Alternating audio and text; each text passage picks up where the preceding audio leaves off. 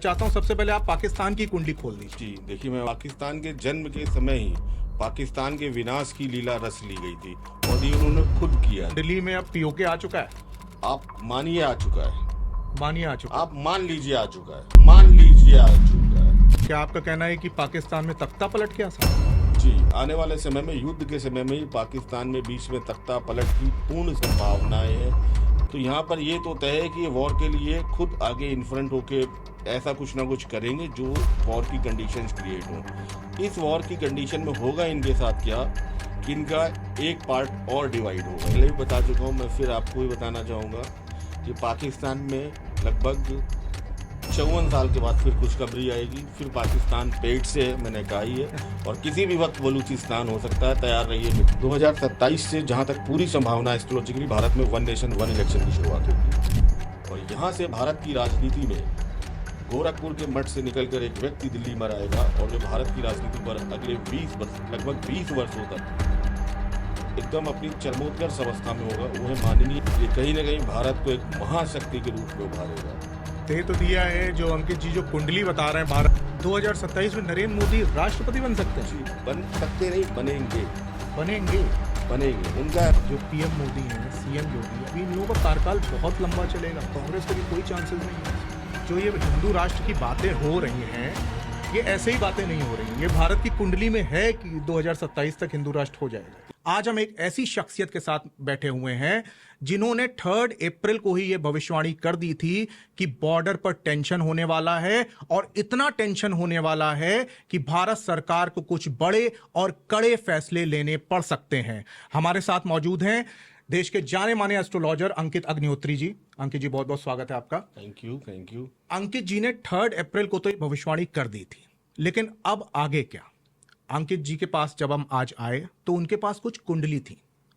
उसमें पाकिस्तान की कुंडली थी, भारत की कुंडली थी और हमारे देश के प्रधानमंत्री नरेंद्र मोदी की कुंडली थी। और उन्होंने जो खुलासे किए वो वाकई चौंकाने वाले हैं।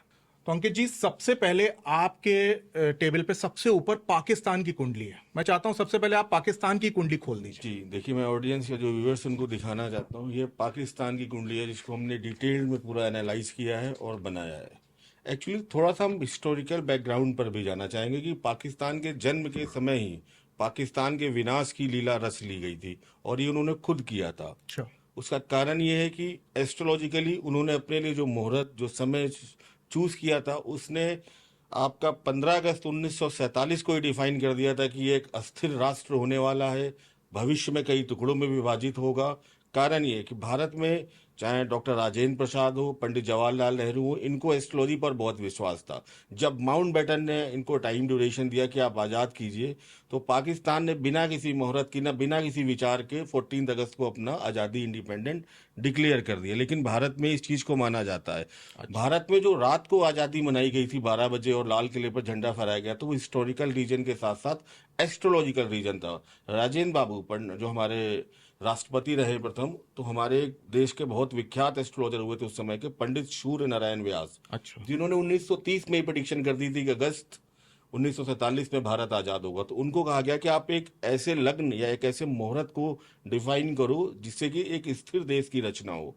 तो पूरा सब कुछ कैलकुलेशन करने के बाद रात को 12 बजे अभिजीत मुहूर्त में भारत के लिए वृषभ लगन, स्थिर लगन में एक कुंडली का निर्माण किया गया जिससे कि भारत की स्थिरता बनी रहे। लेकिन फिर भी थोड़ी बहुत उसमें खामियां आ गई क्योंकि उस समय उस दिन पंचग्रही योग चल रहा था, बट उस दिन का वो बेस्ट कॉम्बिनेशन था और इसीलिए आज़ादी रात को 12 बजे ही डिफाइन की गई। ये एस्ट्रोलॉजिकल रीजन था और इसको नेहरू जी ने माना और इसको हमारे जितने भी उस समय के नेता थे माना। तो ये बात बहुत कम लोगों को पता होगी, लेकिन जिन्ना ने इसको नहीं माना। अब हम पाकिस्तान की कुंडली पर आते हैं। मतलब आपका कहना है कि पाकिस्तान का जन्म भी गलत समय पे हुआ है? पाकिस्तान ने, बोलते ना कि जो विनाश काले विपरीत बुद्धि, जब आपका विनाश आना होता है हाँ। तो आप अपने लिए स्वतः ही गड्ढे का निर्माण करते हैं। तो पाकिस्तान ने अपने लिए जो आज़ादी का समय चुना वो 14 अगस्त 1947, और जो हमने कुंडली बनाई कराची हाँ। पाकिस्तान की, सबसे पहले तो जो उनका लग्न बन रहा है मेष लगन, जो कि चर लगन है, अस्थिर लगन है, तो अस्थिरता को दिखाता है। आप देखिए, जैसे ही आज़ाद हुआ वहां पर तख्ता पलट होते रहे कंटिन्यू, चुनी हुई सरकारें बर्खास्त होती नहीं। 71 में तो उनके जो पार्टीशन हो गया। अब मैं इनका अगर डेटा एनालाइज करूं कुंडली का, तो जब जब इनकी कुंडली में बुध कहीं भी यानी मरकरी कभी भी जब भी ट्रांजेक्शन्स में आया है, इनके साथ दिक्कत हुई है। जैसे कि अभी हम लास्ट देखें 1965 में जो वॉर हुई थी, 1965 में शनि की इनकी अंतर्दशा चल रही थी, और शनि इनका बुध के नक्षत्र में है, अश्लेषा के द्वितीय चरण में। दोबारा इनका अगर हम देखें जो लड़ाई हुई है 1971 में, यहाँ पर भी शनि और शुक्र की अंतर्दशा और महादशा का कॉम्बिनेशन था। यहाँ पर भी शनि भी अश्लेषा के द्वितीय चरण में है और शुक्र भी अश्लेषा यानी बुध के ही नक्षत्र में है। हम करंट सिचुएशंस पे आ जाते हैं। इनकी करंट सिचुएशन में जो कॉम्बिनेशन चल रहे हैं, शुक्र में बुध की अंतर्दशा चल रही है जो 2026 तक है, अक्टूबर। तो यहाँ पर ये तो तय है कि ये वॉर के लिए खुद आगे इन्फ्रंट होके ऐसा कुछ ना कुछ करेंगे जो वॉर की कंडीशंस क्रिएट हो। इस वॉर की कंडीशन में होगा इनके साथ क्या कि इनका एक पार्ट और डिवाइड होगा इस वॉर की कंडीशन में। अच्छा। मंडेन एस्ट्रोलॉजी में एक पार्ट में अगर हम देखें, कहा जाता है कि अगर फोर्थ हाउस में जितने मेलेफिक प्लैनेट का इम्पैक्ट रहेगा तो कहीं ना कहीं वो उतने पार्ट में टूटेगा। तो 71 में हम देख चुके हैं जब वॉर की कंडीशन हुई थी ये टूटे थे। ये 2025 में फिर डिवाइड होंगे, ये कन्फर्म है। और ये घुटनों के बल क्या, शायद इनके घुटने ही इस लायक नहीं रहेंगे कि उसके बल पर भी ये बैठ पाए। मतलब ये आ बैल मुझे मार वाला सारा काम चल रहा है। आ बैल मुझे मार, या जो एक तरीके से बोलिए ना, अपने विनाश के लिए इन्होंने स्वयं रच दिए। तो ये पाकिस्तान के लिए अगर हम और एनालाइज करें तो वर्ष कुंडली में पाकिस्तान में एक जो मुंथा का कॉन्सेप्ट होता है, जो लोग एस्ट्रोलॉजी जानते हैं या करते हैं उनको पता होगा, वो 7th हाउस के साथ रिलेशन बना रहा है।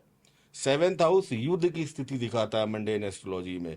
7th हाउस को अगर हम क्लासिकल में जाएं, जब मुंथा जाएगा तो यहाँ पर निराशा, धन का नाश, शरीर में रोग, बुरे काम की ओर प्रवृत्ति, निराशा, कारागार, कहीं ना कहीं बंधन की आशंका। तो ये इनकी कुंडली अपने आप में बयां कर रही है, जो वर्ष कुंडली माइक्रो एनालिसिस के लिए इसराफ जैसा एक खराब योग बन रहा है इनकी कुंडली में। कोई भी अच्छे कॉम्बिनेशन वर्ष कुंडली में नहीं है। दशाओं का कॉम्बिनेशन बहुत खराब चल रहा है इनका।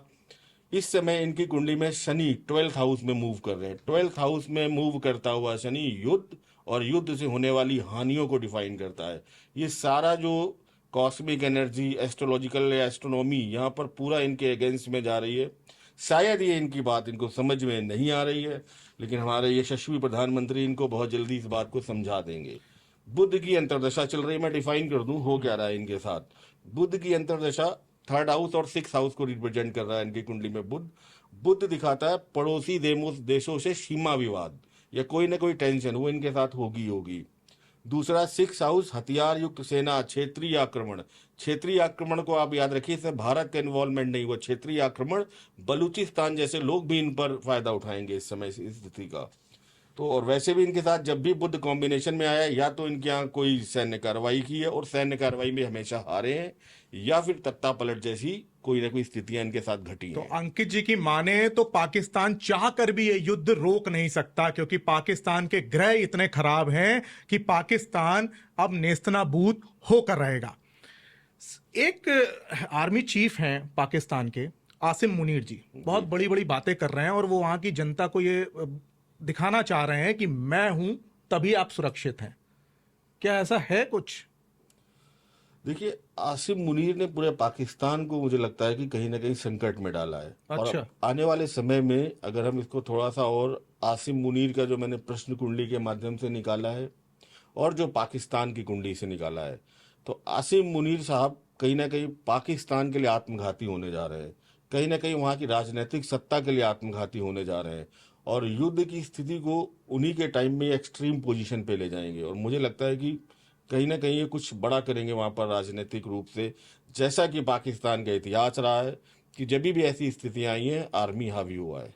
तो क्या आपका कहना है कि पाकिस्तान में तख्ता पलट के आसार? जी, आने वाले समय में, युद्ध के समय में ही पाकिस्तान में बीच में तख्ता पलट की पूर्ण संभावनाएं हैं। कहीं ना कहीं मुनीर खान चुनी हुई जो शहबाज शरीफ है उनकी सरकार को हटा के दोबारा से तख्ता पलट करेंगे, और ये थोड़ा सा पाकिस्तान के लिए भी अच्छा नहीं है। और ये कहीं ना कहीं यहाँ पर जब पॉलिटिकल प्रेशर नहीं होता है तो युद्ध में स्थितियाँ थोड़ी सी ज़्यादा भयानक हो जाती हैं जब आर्मी इन्वॉल्व होती है। तो कहते हैं ना कि पूरी तरीके से पाकिस्तान की प्लानिटरी कॉम्बिनेशंस ने ऐसी एनर्जीज दे दी है वहाँ के लोगों को, जैसे मुनीर खान, कि ये इसको पूरा ख़त्म करने में जब तक पाकिस्तान अपने बोलते हैं कि चंद सांसें जब तक उसमें बचेंगी तब तक ही उसको खत्म करते रहेंगे। तो मुनीर खान जरूर कुछ ना कुछ बड़ा करेंगे। पाकिस्तान के प्रधानमंत्री को ये सुनना चाहिए कि वो पाकिस्तान को नहीं बचा रहे हैं, बल्कि वो पाकिस्तान में ही एक षड्यंत्र रच रहे हैं, और ये शहबाज शरीफ की कुंडली के लिए बहुत घातक है। वहाँ के जो नेता हैं, जो बयान आ रहे हैं, एक नेताजी ने बोला कि अगर जंग बढ़ जाती है तो हम तो इंग्लैंड चले जाएंगे। तो कई नेताओं को ऐसा लग रहा है कि पाकिस्तान में रुकना सही नहीं है, हमें यहाँ से भाग जाना चाहिए अगर जंग बढ़ती है। ये नेता जो सोच रहे हैं बिल्कुल सही सोच रहे हैं, फैसला सही है ये। मेरे हिसाब से उनके जो नेता सोच रहे हैं, पाकिस्तान के जो लीडर सोच रहे हैं, वो बिल्कुल सही सोच रहे हैं। पाकिस्तान की कुंडली को भी अगर हम एनालाइज करें ओवरऑल, तो वहाँ का थर्ड हाउस जो कि साहस, पराक्रम, एफर्ट्स को दिखाता है, अष्टक वर्ग के हिसाब से बहुत वीक है। वहाँ पर 22 मार्क्स हैं। तो ये इनके जो राजनीतिक लोग हैं, पॉलिटिकल लोग हैं, ये कहीं ना कहीं उतने, मुझे लगता है कि बोलने में ज़्यादा सक्षम है, लेकिन ये करने में उतने सक्षम नहीं है। तो या तो ये स्वतः भाग जाएंगे, या कहीं ना कहीं ये बैक आपके पीछे की ओर अपने आप इनको आर्मी कर देगी। तो ये जो बोल रहे हैं इसको आप बिल्कुल गीदड़ भभकी समझिए, कुछ नहीं करेंगे। यहाँ पर जो इन्वॉल्वमेंट है, मैं बार बार बोल रहा हूँ, आर्मी का ज़्यादा रहेगा compare then to political involvement. अच्छा, तो मतलब ये जो जैसे आप ये वहाँ के सांसद हो गए, बिलावल भुट्टो ने बहुत बड़ी बड़ी बातें की, हम खून की नदियाँ बहा देंगे, ये सब कर देंगे। तो जिस तरह से आप बता रहे हैं कि आसिम मुनीर एक बहुत बड़ा षड्यंत्र रच रहे हैं, तो मुझे लग रहा है कि उन्हीं के घर में ही ना खून की नदियाँ बह जाएं। उन्हीं के घर में खून की नदियां बहना, उन्हीं के यहाँ आंतरिक षड्यंत्र होना, जो कि उनका इतिहास रहा है। बिलावल भुट्टो की बात करें तो बिलावल भुट्टो की फैमिली वैसे ही मूव कर चुकी है out of India, sorry out of Pakistan. और जैसे ही स्थितियां और खराब होंगी, बिलावल भुट्टो जैसे नेता सबसे पहले जहाज से कूद के भागने वाले नेताओं में से होंगे। ये केवल और केवल वर्बल कमिटमेंट है, इनका कहीं पर भी आपको प्रैक्टिकल एस्पेक्ट दिखेगा नहीं। वैसे भी पाकिस्तान में साहस पराक्रम की जो तुलना की जाए भारत के साथ, एस्ट्रोलॉजिकली, मैं सैन्य क्षमता को नहीं जानता, मैं एस्ट्रोलॉजिकली अगर जानूं तो वहां पर भारत बहुत ऊपर आ रहा है उनसे। भारत बहुत ऊपर आ रहा है। अच्छा, अगर हम पाकिस्तान के नक्शे को देखें तो एक तरफ भारत एक मुसीबत पैदा कर रहा है उसके लिए, दूसरी तरफ बलूचिस्तान है। बलूचिस्तान जिस तरह से उसको घेर रहा है, और आपने बताया कि इस समय पाकिस्तान की जो कुंडली है वो इतनी खराब है कि पाकिस्तान कहीं से भी नहीं बच सकता। आपको क्या लगता है बलूचिस्तान का क्या रोल रहेगा इसमें? हालांकि मैं पहले भी बता चुका हूं, मैं फिर आपको भी बताना चाहूंगा कि पाकिस्तान में लगभग 54 साल के बाद फिर खुशखबरी आएगी। फिर पाकिस्तान पेट से है, मैंने कहा ही है, और किसी भी वक्त बलूचिस्तान हो सकता है। तैयार रहिए मिठाई खाने के लिए। अच्छा। निश्चित रूप से बलूचिस्तान का जन्म होगा, और इसमें भारत का एक सक्रिय योगदान रहेगा, ठीक उसी तरीके से जैसे बांग्लादेश की मुक्ति में भारत की सेना, मुक्ति वाहिनी, इन सब का कंबाइंड रोल रहा था। ये घटना आज से अचानक होने वाली घटनाएं नहीं है। हमारे जो प्रधानमंत्री हैं, जो हमारे एनएसए है, इन सब चीज़ों पर बहुत लंबे समय से कार्य चल रहा था, और ये इम्पैक्टफुल होने का टाइम है, तो रिजल्ट आने का। पाकिस्तान की जो कुंडली कह रही है कि पाकिस्तान हर तरफ से घिरने वाला है, चाहे वो बलूचिस्तान उसे घेरे चाहे भारत उसे घेरे, तो कुंडली में क्या है, मतलब पाकिस्तान खत्म हो जाएगा क्या? पाकिस्तान आने वाले समय में एक बहुत छोटा रीजनल स्टेट की तरह रह जाएगा। उसकी जो विश्व में अहमियत है, आप देखिए बहुत सारे 181 कंट्रीज हैं यूनाइटेड नेशन में, या शायद और बढ़ गई होंगी। तो उसमें से कुछ ही कंट्रीज है जिनको हम मानते हैं कि वो सक्षम है कुछ करने में। वो आपकी 15, 20, 25 कंट्री होंगी। बाकी तो ऐसे आप सूडान और दक्षिणी सूडान, बहुत सारी कंट्रीज हैं। तो उन्हीं एक कंट्रीज में से रह जाएगा। सामरिक दृष्टि से वो एक तरीके से समाप्त हो जाएगा। और मैं एक चीज़ कहना चाहूँगा कि किसी भी चीज़ की अति बहुत ज़्यादा खराब होती है। पाकिस्तान ने हमें कई दशकों से परेशान किया है। रामचरितमानस की एक चौपाई है कि विनय न मानत जला दी जड़, गए 3 दिन बीती, बोले राम सकोप सब, तब बिनु भय होए न प्रीति। तो हमने बहुत सफ़ेद कबूतर उड़ा लिए, बहुत हमने आगरा में उनको बिरयानी खिला ली।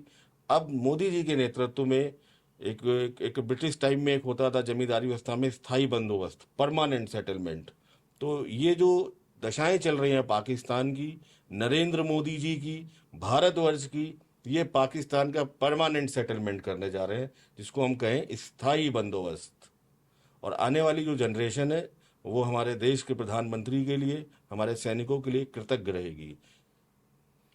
तो ये जो सिंधु संधि जो ये रद्द हुई है, तो क्या कुंडली में कुछ ऐसा भी है कि पाकिस्तान में सूखा पड़ सकता है, या पाकिस्तान में बाढ़ आ सकती है, या पाकिस्तान का जो भी अब छोटा सा रीजन बचेगा उसमें कुछ बड़ा हो सकता है इस?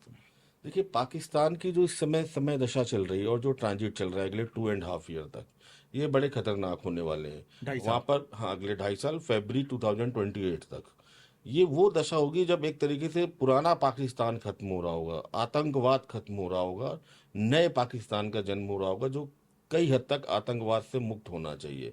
इस समय यहाँ पर गृह युद्ध जैसी स्थितियां रहेंगी, यहाँ पर सूखा, बाढ़, आगजनी, प्राकृतिक आपदाएं ये पाकिस्तान को झेलनी ही पड़ेंगी, क्योंकि परिवर्तन के समय में कई तरीके से कुछ ना कुछ चीजें बदलती है। मतलब पाकिस्तान जो है अपने पड़ोसी देशों से भी घिरेगा और आंतरिक रूप से भी वो प्राकृतिक खोखला हो आपदाएं, जाएगा। गृह युद्ध, क्षेत्रीय आक्रमण, कई चीजों का समापन वहां पर, जैसे कि आज भी वहां पर सरकार में आर्मी, आईएसआई का बहुत इन्वॉल्वमेंट रहता है। तो मैं पाकिस्तान के लिए भी गुड न्यूज देना चाहता हूँ, यहाँ से मोदी जी भारत के लिए ही ठीक नहीं कर रहे हैं, अच्छा। पाकिस्तान के लिए भी ठीक कर रहे हैं कि वहां पर एक राजनीतिक रूप से देश की स्थापना होनी चाहिए। इसका बोलते हैं ना रीस्ट्रक्चर करना, आपका कोई अंग जब सड़ जाए तो उसको काट देना चाहिए और फिर नए तरीके से उस पर काम करना चाहिए। तो मेरे हिसाब से तो मैं तो चाहूंगा यहाँ से जो पाकिस्तान में जो सड़ा हुआ पार्ट है, जो आतंकवाद जो पूरे विश्व को परेशान कर रहा है, तो यहाँ पर ये जो सड़ा हुआ पार्ट है मोदी जी उससे काटेंगे तो कहीं ना कहीं ये पाकिस्तान पर भी रहम कर रहे हैं हमारे मोदी जी। तो यहाँ से जो पाकिस्तान बनेगा, थोड़ा सा पढ़ा लिखा पाकिस्तान बनेगा, थोड़ा सा समझदार पाकिस्तान बनेगा, थोड़ा सा लोकतांत्रिक जो हमारी वैल्यूज हैं उनको मानने वाला पाकिस्तान बनना चाहिए। तो कुंडली के हिसाब से अंकित जी की सलाह यह है कि पाकिस्तान को जितनी जल्दी हो सके सरेंडर कर देना चाहिए और मोदी जी के हवाले खुद को कर देना चाहिए, तो वो बच सकता है, काफी कुछ सही हो सकता है। लेकिन मैंने कहा ना, विनाश काले विपरीत बुद्धि, जब तक वहां पर आपके जो आर्मी चीफ हैं और ऐसे लोग हैं, आईएसआई जैसे बाजवा शायद वहां के हेड हैं, तो तब तक ये स्थिति आएगी नहीं, क्योंकि बोलते हैं ना कि सृजन से पहले किसी भी चीज के विनाश किया जाता है। तो सृजन तो होगा पाकिस्तान का, लेकिन पहले उसका विनाश होना जरूरी है। अच्छा अंकित जी, कहते हैं ना जब हमारा समय खराब हो रहा होता है तो हमारे साथ जो लोग जुड़ते हैं कहीं ना कहीं उन पर भी इफेक्ट पड़ता है। आपने जो पाकिस्तान की कुंडली बताई, बहुत ही खराब कुंडली है पाकिस्तान की, तो जो देश उनका साथ दे रहे हैं, जो उनके साथ हैं, जैसे चाइना और ये सब, इनके साथ भी गड़बड़ हो सकता है। देखिए, निश्चित रूप से होगा। जब किसी व्यक्ति का समय खराब हो, जब डेस्टिनी उसको नेस्ता नाबूद करने पर तुली हो, तो कोई भी शक्ति उसके साथ आके जुड़ेगी, चाहे जितनी बड़ी शक्ति हो, उसको भी कहीं ना कहीं नुकसान होगा, क्योंकि आप डेस्टिनी के फ्लो को कंट्रोल नहीं कर सकते हैं। ठीक है, चाइना की अगर हम कुंडली देखें, मकर लगन की कुंडली है, लग्नेश शनि अष्टम भाव में गए हैं। अष्टम भाव रहस्य का भाव होता है, षड्यंत्र का भाव होता है। तो ये एक इंडिकेशन देता है कि चाइना का जब से जन्म हुआ है वहाँ गुप्त गतिविधियां होती रहती हैं, कुछ ना कुछ षड्यंत्र वो चुपचाप करा करते हैं। इस युद्ध में वो कहीं ना कहीं पाकिस्तान की मदद करेंगे, ये उनकी मजबूरी भी है और ये उनकी डेस्टिनी भी है। और ये डेस्टिनी उनको एक जलते हुए आग के गोले के पास ले जाएगी। पाकिस्तान इस समय एक जलता हुआ आग का गोला है, जो उसके पास जाएगा जलेगा, झुलसेगा, नुकसान होगा। यहाँ पर चाइना कहीं ना कहीं अपने आप में एक नुकसान की स्थिति में आएगा। कहीं ना कहीं चाइना को भी भारत की तरफ से एक स्ट्रांग मैसेज जाएगा कि जो हमारे साथ वो छेड़छाड़ करता है उसको बंद करे। कहीं ना कहीं चाइना का जो व्यापार है, ट्रेड है, उस पर इम्पैक्ट आएगा। कहीं ना कहीं चाइना इकोनॉमिकली यहाँ पर एक थोड़ा सा उसके लिए नेगेटिव इंडिकेशन है। कुछ ना कुछ वहाँ पर भी अपोजिशन में लोग हैं जो पाकिस्तान को सपोर्ट करने में मना कर रहे हैं। तो कहीं ना कहीं वहाँ पर सत्ता पक्ष के लिए भी विपरीत स्थितियाँ पैदा होंगी। वहाँ की सरकार को भी बड़ा कन्विंस करना पड़ेगा, वहाँ के लोगों को, वहाँ की जो विरोधी दल है उनको, कि हम पाकिस्तान को हेल्प करें। लेकिन फिर भी वो विद्रोह की स्थितियाँ चाइना में भी बनेंगी। कहीं कहीं ना कहीं जो असंतोष के स्वर हैं वो चाइना में भी उभरेंगे। सुन लो चाइना, पाकिस्तान एक डूबता जहाज है। पाकिस्तान की कुंडली ही ऐसी है कि पाकिस्तान चाह कर भी कुछ नहीं कर सकता। तो जो जो उस डूबते जहाज में सवार होगा उसका विनाश तय है। इसी तरीके से आप बांग्लादेश को देख लीजिए। बांग्लादेश को कहीं ना कहीं अपने आप में एक मैसेज जाएगा, क्योंकि बांग्लादेश का जन्म भारत के थ्रू पाकिस्तान से कराया गया था। लेकिन कुछ समय से आप देख रहे हैं वहां पर भी कुछ ना कुछ हिंदू विरोधी एक्टिविटी होती रहती है। ये युद्ध केवल पाकिस्तान के लिए युद्ध नहीं है, ये युद्ध केवल पाकिस्तान को सबक नहीं होगा, ये युद्ध भारत की जो इतिहास लिखा जाएगा। भारत की कुंडली इस चीज को बता रही है कि ये भारत के शत्रुओं को, जितने भी शत्रु हैं आसपास, उनको एक ऐसा मैसेज जा रहा है कि शायद ही वो भारत की सरजमी पर या भारत के सनातन के विरुद्ध या भारत की संस्कृति के विरुद्ध कोई भी नेगेटिव इम्पैक्ट उठाए। तो चाइना इस युद्ध में झुलसेगा, नुकसान उठाएगा, लेकिन ये उसकी डेस्टिनी है। जब विनाश आता है तो उस विनाश को कोई नहीं रोक पाता। जैसे कि महाभारत में भी रेफरेंस है कि श्री कृष्ण को सब कुछ पता था कि सब कुछ होगा, समझाने भी गए दुर्योधन को कि मान जाओ, लेकिन नहीं माना। तो ये इस चीज को इंडिकेट करता है, जिसका विनाश आ जाता है उसे कोई नहीं रोक सकता। तो पाकिस्तान की कुंडली पे हमने बात कर ली, अब हम आते हैं भारत की कुंडली में और अंकित जी से सवाल करते हैं कि क्या भारत के लिए युद्ध एक बड़ी अपॉर्चुनिटी है? जी, हम भारत की कुंडली में रहते हैं। देखिए, भारत की कुंडली के लिए हमने एक तो बहुत अच्छा मुहूर्त चुना था 1947 में। चंद्रमा पुष्य नक्षत्र में था, जो बहुत शुभ था। आज़ादी के लिए हमने अभिजीत मुहूर्त लिया था, स्थिर लग्न लिया था। थर्ड हाउस हमारा बहुत इम्पैक्टफुल है। अष्टक वर्ग में लगन में हमारे बहुत नंबर हैं, जो भारत के एक स्ट्रॉन्ग पोजीशन को दिखाता है।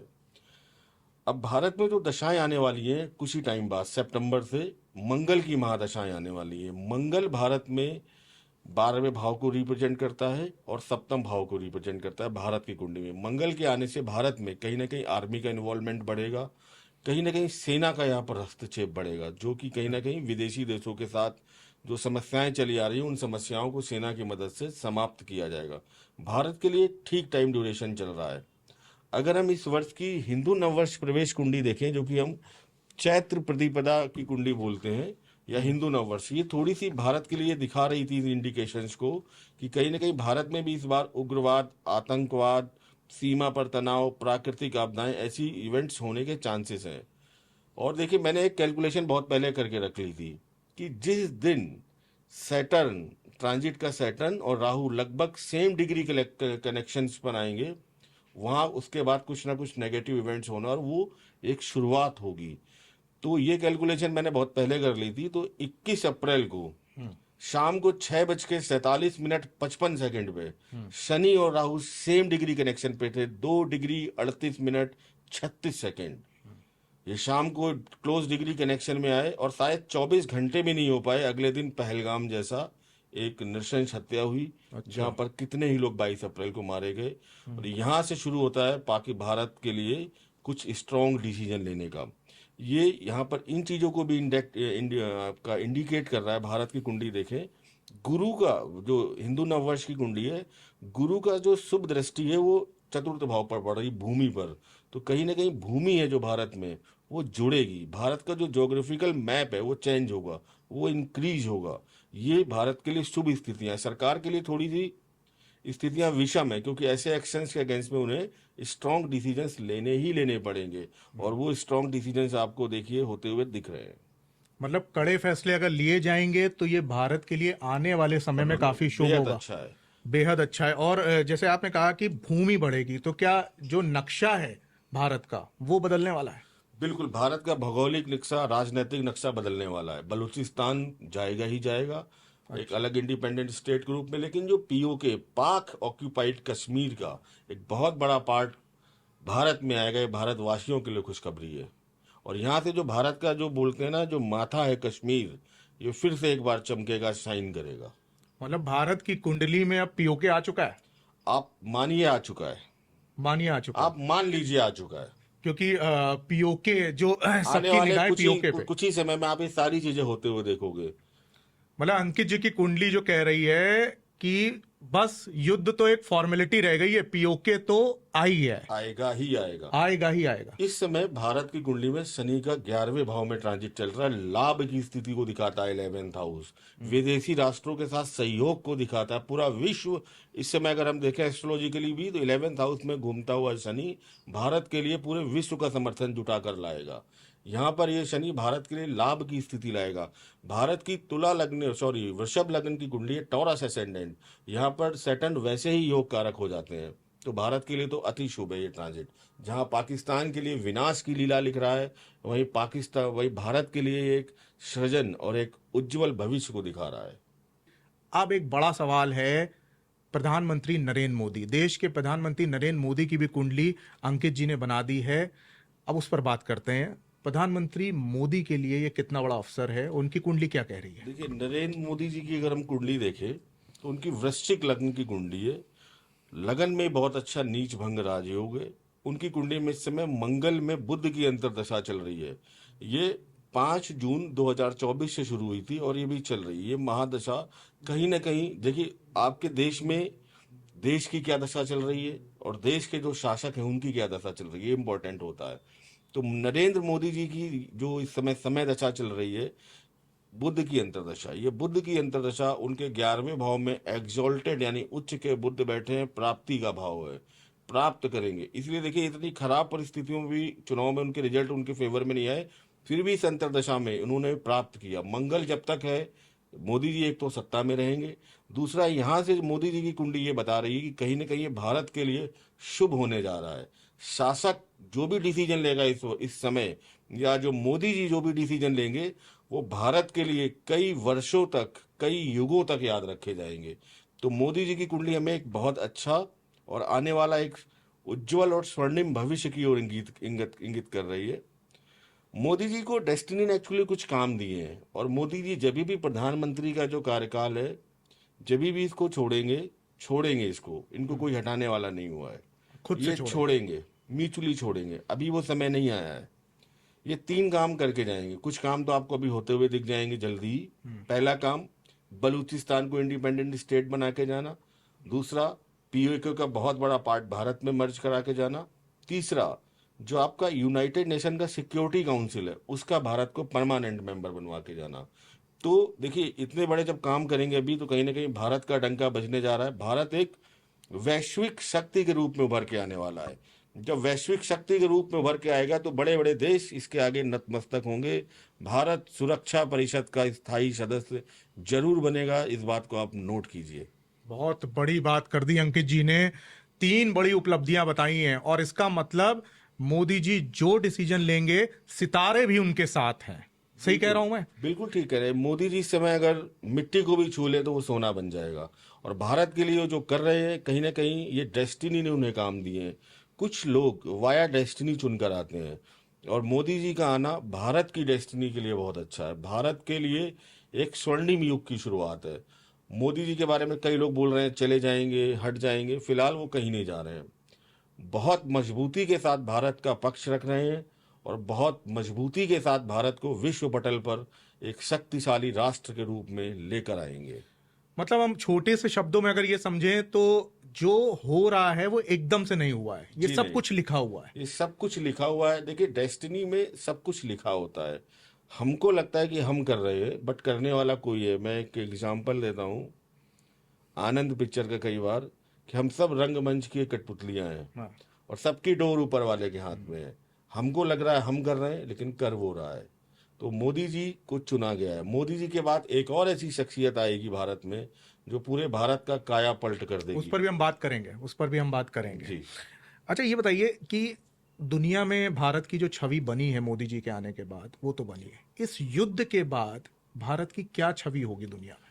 इस युद्ध के बाद अगर मैं सबसे पहली चीज बोलूं, भारत का वैश्विक स्तर पर डंका बजेगा।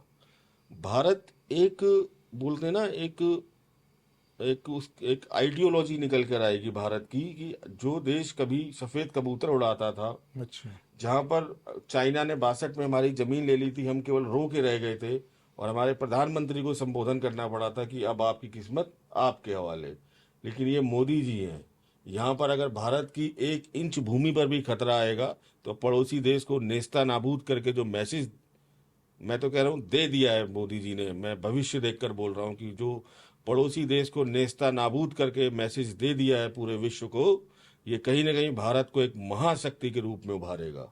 दे तो दिया है। जो अंकित जी जो कुंडली बता रहे हैं भारत की, उस हिसाब से तो पीओके मिल गया है हमें। बस ये जो है, ये युद्ध एक फॉर्मेलिटी है जिससे पीओके अपने पास आ जाएगा और भारत का दायरा बहुत बढ़ जाएगा। अंकित जी ने ये भी बताया कि दुनिया में जो है भारत की जो छवि है वो बहुत अलग होने वाली है। मतलब भारत जो है, भारत की डिफेंड करने वाली छवि नहीं रहेगी, भारत की आक्रमण करने वाली छवि बनने वाली भारत है। देखिए शांति प्रिय देश है। हम सामान्यतः किसी की भूमि की तरफ नजर उठाकर नहीं देखते, लेकिन आज के बाद से ये होगा कि कोई भी हमारी भूमि की तरफ नजर उठाकर नहीं देखेगा। ये मैसेज पूरे विश्व को जाना बहुत जरूरी था और शायद कई दशकों से नहीं गया था। मैंने भी रामचरितमानस की चौपाई का भी रेफरेंस किया था कि जब आपका बहुत दिन हो गए हम हाथ जोड़कर खड़े रहे कई दशकों तक कि भाई मान जाइए, मत कीजिए, कारगिल 65 71 कितना झेले हम अपनी छाती पर। तो ऐसे सूरमा आते हैं जब पूरा इतिहास बदल देते हैं, और ये सूरमा नरेंद्र मोदी जैसे ही लोग हैं, शूरवीर। तो मतलब भारत की अब वो छवि बनने वाली है कि छेड़ोगे तो छोड़ेंगे नहीं, ये हम कहते आ रहे हैं, लेकिन इस युद्ध के बाद ये दुनिया समझ जाएगी कि इनको छेड़ना भारी पड़ सकता है। 2027 का एक इरा भारत में आएगा अच्छा। जहां से भारत में स्वर्णिम हिंदू राष्ट्र या सनातन की जो पताका है, इसको लेके एक व्यक्ति चलेगा और अगले 20 साल तक एक्सट्रीम पोजीशन पर भारत में सनातन को ले जाएगा। न उसके पीछे कोई होगा और न उसके आगे कोई होगा। और 2027 से भारत की कुंडली दिखा रही है, भारत डेफिनेटली हिंदू राष्ट्र बनेगा। निश्चित रूप से सनातन अपनी चरमोत्कर्ष अवस्था पर जाएगा। भारत को अभी हम विश्व गुरु कहते हैं, हम विश्व गुरु होंगे भी। भारत में जो लोग नौकरी करने टेक्नोलॉजी के लिए आपके कैलिफोर्निया जाते हैं, लोग आने वाले समय में कैलिफोर्निया से भारत में काम करने आएंगे। भारत तकनीक में बहुत उन्नत होगा, आईटी सेक्टर में भारत नंबर 1 बनेगा। केवल सनातन ही नहीं, भारत की एक तरीके से सभी आयामों में या सभी दिशाओं में बहुत उन्नति होगी। अभी मंगल की महादशा रहेगी भारत में 2032 तक। 2032 के बाद भारत में अगले 1947-48 तक लगभग राहु की महादशा रहेगी।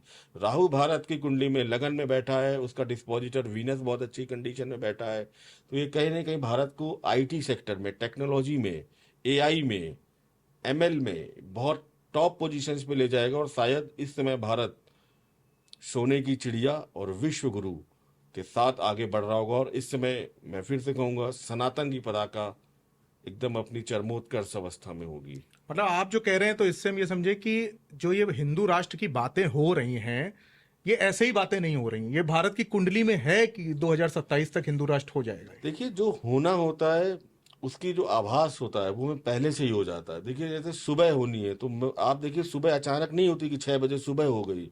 4 बजे से ही सूर्य की किरणें हमें दस्तक देना शुरू कर देती हैं। आसपास के पशु पक्षी हमें आभास देना शुरू कर देते हैं कि सुबह होने वाली है। तो कहीं ना कहीं हिंदू राष्ट्र की जो सुबह है वो होने वाली है। इसका आभास हर भारतीय के मन में, हर सनातनी के मन में होना शुरू हो चुका है। भारत की कुंडली में निश्चित रूप से ये योग है, ये कॉम्बिनेशन है। मेरी प्रेडिक्शन है और मैं आप सब देखेंगे भारत को एक हिंदू सनातन राष्ट्र के रूप में उभरते हुए। अच्छा, आपने जो पीएम मोदी की कुंडली बनाई है, तो जब ये हिंदू राष्ट्र होगा तो कुंडली में क्या कुछ ऐसा है कि पीएम मोदी का तब क्या रोल होगा? 2027 में भारत में एक बड़ा राजनीतिक परिवर्तन होगा। अच्छा। उन राजनीतिक परिवर्तनों में से मैं पहले भी प्रेडिक्ट कर चुका हूं। 1 नेशन 1 इलेक्शन की थ्योरी चल रही है। 2027 में यूपी में भी इलेक्शन है। 2027 से जहां तक पूरी संभावना एस्ट्रोलॉजिकली भारत में 1 नेशन 1 इलेक्शन की शुरुआत होगी। और यहां से भारत की राजनीति में गोरखपुर के मठ से निकलकर एक व्यक्ति दिल्ली में आएगा और जो भारत की राजनीति पर अगले 20 वर्ष, लगभग 20 वर्षों तक एकदम अपनी चरमोत्कर्ष अवस्था में होगा, वो है माननीय योगी आदित्यनाथ जी। यहाँ से भारत की राजनीति में बड़ा परिवर्तन होने वाला है। और यहाँ से नरेंद्र मोदी जी के लिए एक ग्रेसफुल विदाई का टाइम है, जो वो खुद अपने लिए चुनेंगे। लेकिन कहीं भी मोदी जी सत्ता से दूर नहीं जा रहे हैं। उनका जो संरक्षण है, उनका जो गाइडेंस है, भारत की राजनीति को मिलने जा रहा है। राहु का कहीं ना कहीं कनेक्शन आ रहा है 2027 में उनकी दशाओं में। राहु का जब कनेक्शन आता है, ये 12वें भाव के साथ लिंक्ड है। 12वां भाव रिटायरमेंट को दिखाता है। राहु की जो के थ्रू जो सत्ता मिलती है, वो सत्ता हमें ये दिखाती है कि नरेंद्र मोदी जी के लिए, मैंने पहले ही प्रेडिक्शन की फिर कर रहा हूँ, नरेंद्र मोदी जी 2027 में राष्ट्रपति के भी चुनाव है जुलाई में। नरेंद्र मोदी जी 2027 में भारत के अगले राष्ट्रपति बनेंगे। 2027 में नरेंद्र मोदी राष्ट्रपति बन सकते हैं? जी, बन सकते नहीं, बनेंगे। बनेंगे। उनका जो संरक्षण है, जो गाइडेंस है, वो भारत को, भारत की राजनीति को, देशवासियों को मिलता रहेगा। तो आप जो भविष्यवाणी कर रहे हैं कि 2027 में सीएम योगी की बड़ी भूमिका हो सकती है, वो देश में दिल्ली आएंगे सीएम योगी, और पीएम मोदी की ग्रेसफुल विदाई होगी। और कहीं ना कहीं माननीय योगी आदित्यनाथ की कुंडली इतनी प्रबल है, सिंह लगन की कुंडली है, शुक्र की महादशा चल रही है, शुक्र में शुक्र अंतरदशा में चल रहा है, 20 साल तक रहेगा। शुक्र के बाद उनकी कुंडली में सूर्य की महादशा आएगी, तो अगले 20 वर्षों तक उन्हें हिलाने वाला कोई नहीं है। 2027 में भारत की केंद्रीय राजनीति में उनका एक ऐसा प्रवेश होगा जो भारत में सनातन के लिए, हिंदू राष्ट्र के लिए और कहीं ना कहीं धर्म की रक्षा के लिए एक नए अध्याय को शुरू करेगा। मैं तो कहूँगा कि ये जितने भी अभी हमारे जो मंदिर हैं जो नहीं हो पाए हैं, शायद मोदी जी को डेस्टिनी ने राम जन्मभूमि का शिलान्यास लिखा था, लेकिन योगी जी अपने कार्यकाल में मथुरा, काशी और संभल से लेके कल की अवतार तक सब मंदिरों का उद्घाटन करेंगे, भूमि पूजन करेंगे, शिलान्यास करेंगे। तो डेस्टिनी ने इन कामों के लिए अब योगी जी को 2027 से अपॉइंट किया है और ये डेस्टिनी का मैसेज है और इसको कोई नहीं बदल सकता। ये हो के रहेगा, ये मेरी प्रेडिक्शन है। तो 2027 तक पीएम मोदी रहेंगे। 2027 में सीएम योगी जो है वो दिल्ली आ रहे हैं, जैसा कि अंकित जी कहना चाह रहे हैं। तो मतलब कि अगर हम ये जानना चाहें कि जो बीजेपी है, जो पीएम मोदी हैं, सीएम योगी, अभी इन लोगों का कार्यकाल बहुत लंबा चलेगा, कांग्रेस के भी कोई चांसेस नहीं है इसमें। मैं दो चीजें बोलता हूँ, कुछ लोगों का पॉलिटिकल भविष्य लगभग समाप्त हो चुका है। वो मेंबर ऑफ पार्लियामेंट बन के, विपक्ष बन के बैठ सकते हैं, लेकिन सत्ता में आने के कोई चांस नहीं है। कांग्रेस पार्टी का सन 2024 से डाउनफॉल शुरू हो चुका है। अरविंद केजरीवाल का मैंने बता ही दिया था, शायद ही वो अब कभी सत्ता में जुड़ पाए। जिस दिन अरविंद केजरीवाल आपसे दूर हो जाएंगे, आप प्रोग्रेस करना शुरू कर देगी। ठीक है, अगले जो शनि की महादशा शुरू हुई है अगर अरविंद केजरीवाल की, ये इनके लिए इतनी खराब है कि इनको भी कष्ट में डालेगी और जिसके साथ जुड़ेंगे उनको भी कष्ट में डालेगी। तो कोई भी बड़ी पार्टी मुझे यहाँ पर आती हुई नहीं दिख रही है। बीजेपी की कुंडली बहुत अच्छी है। 6 अप्रैल 1980 को इसकी स्थापना हुई थी दिल्ली में। जो हमने इनकी कुंडली बनाई है उस कुंडली के हिसाब से इस समय जो दशाओं और बाकी चीज़ों का कॉम्बिनेशन है ट्रांजिट्स का, बीजेपी ही सत्ता में रहने वाली है। एक बार कहते हैं ना कि कभी कभी आपके जिह्वा पर सरस्वती का वास होता है, तो मैं कहीं अमित शाह जी का इंटरव्यू देख रहा था, किसी ने पूछा था बीजेपी कब तक रहेगी, तो उन्होंने कहा भैया 5 साल 10 साल 20 साल नहीं भी 50 साल तक बीजेपी रहेगी। तो शायद डेस्टिनी ने उनसे कहलवाया था। तो यहाँ भी बीजेपी की वापसी होगी और बीजेपी ही सत्ता में रहेगी। बड़े कॉन्स्टिट्यूशनल अमेंडमेंट्स होंगे 2027 में। ये कॉन्स्टिट्यूशनल अमेंडमेंट्स कहीं ना कहीं योगी जी के लिए होंगे, फेवरेबल कंडीशंस में जाएंगे। सनातन के लिए होंगे ये कॉन्स्टिट्यूशनल अमेंडमेंट्स, ये कहीं ना कहीं हिंदू राष्ट्र की तरफ ले जाने के लिए होंगे। और ये कॉन्स्टिट्यूशनल अमेंडमेंट तभी हो सकते हैं जब कोई पार्टी, जैसा कि हम जानते हैं, लोकसभा एंड राज्यसभा में पूर्ण बहुमत की स्थिति में हो। तो बीजेपी निश्चित रूप से राज्यसभा और लोकसभा दोनों में पूर्ण बहुमत की स्थिति में रहेगी। मतलब भारत के 2027 बहुत बड़ा साल होने वाला है, बहुत बड़ा मेजर इवेंट वाला साल है, मेजर इवेंट वाला साल है। इसमें बड़े राजनीतिक घटनाक्रम होंगे। कई जो सरकारें हैं उनको हटा के वहां से फिर से इलेक्शन कराया जाएगा, क्योंकि उस टाइम 1 नेशन 1 इलेक्शन चल रहा होगा। तो कई प्रतिरोध होंगे क्षेत्रीय स्तर पर भी, लेकिन इन सबको कहीं ना कहीं कंट्रोल करके भारत में एक व्यवस्था स्थापित की जाएगी जो सनातन के लिए एक नई परंपरा के रूप में शुरू होगी। तो सुना आपने, जो पाकिस्तान कर रहा है, जो होने जा रहा है पाकिस्तान के साथ, उसमें पाकिस्तान का खुद का ही वश नहीं है। अंकित अग्निहोत्री ने जिन्हें जो कुंडली निकाली है, उस कुंडली में पाकिस्तान के ग्रह इतने खराब हैं कि पाकिस्तान का विनाश कोई रोक ही नहीं सकता। नमस्कार।